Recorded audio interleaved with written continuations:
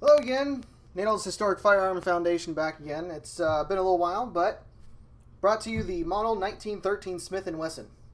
This little guy is quite rare, less than 10,000 ever made. This is the most common version you'll ever see. There is a nickel-plated version. If I remember correctly, it was all nickel except for the slide, so it kind of looked like a Mixmaster, but that's how it came from the factory, believe it or not. So this little guy, most people are aware of the Colt 1903, right? Shoots the 32 ACP, aka 7.65 Browning. It's extremely popular. It's kind of the, if I'm not mistaken, it was the predecessor to the 1911. And, I mean, you still see them today. They're still worth quite a bit of money. But Smith & Wesson decided that they're going to try their own thing. So, in comes the 1917. The fatal flaw with this one, unfortunately, was it came in 10 years after the 1903, had established itself. 32 automatic was very easy to find, very common, but then they had their own proprietary 35 automatic. Thing is, they're extremely close. Now this is actual 35 Smith & Wesson from Peters, which is a long-defunct company. You'll see the dimensions are extremely close. Here we go. The problem is, there's just enough dimensions different, and you'll see this one I actually tried to fire at one point in time. There are just enough dimensions different to be a concern.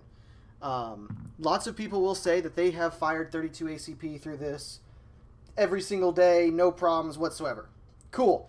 The problem is you don't know when that one time, maybe you get a 32 ACP that's just a slight bit too big, all of a sudden your extractor breaks. And guess what? You're not finding a replacement. Less than 10,000 ever made. They don't exactly make too many parts and pieces for this one. You can go on Numrich all you want. You're not going to find much. I really, really like this design.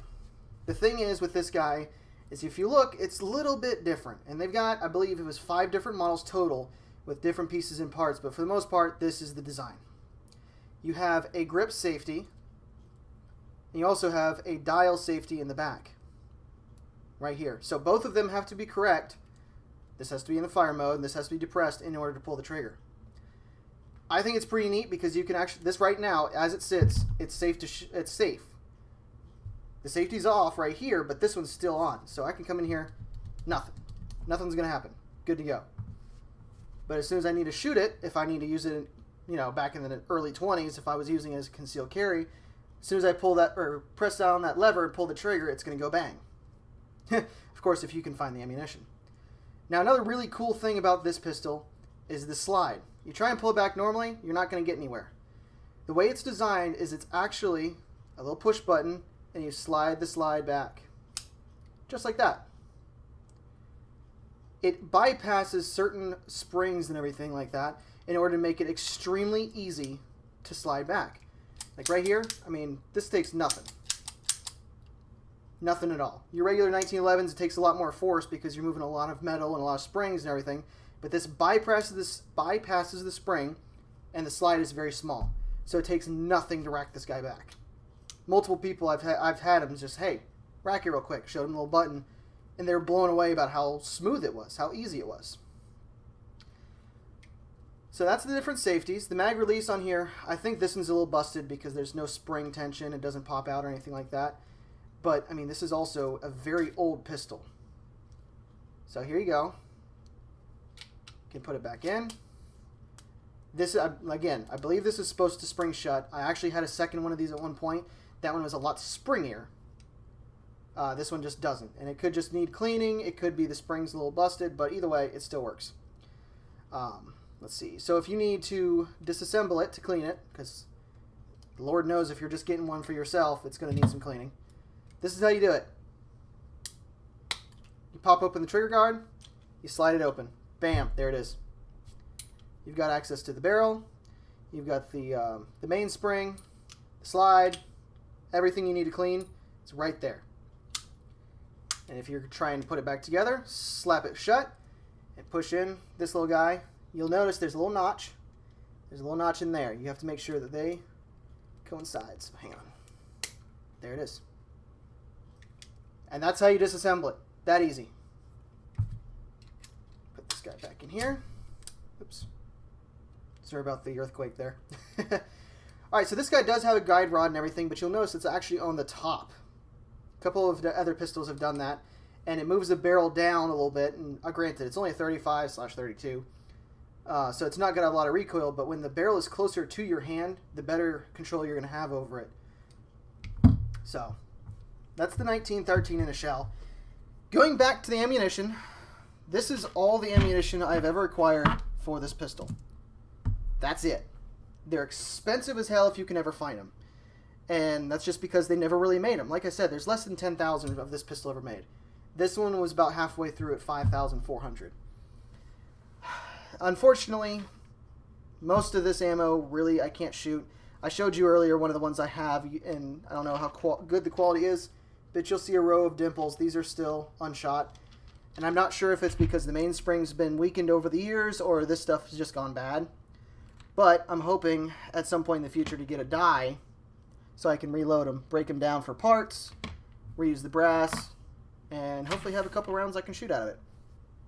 It's been a safe queen for the longest time because, again, that's the only thing I can find to shoot.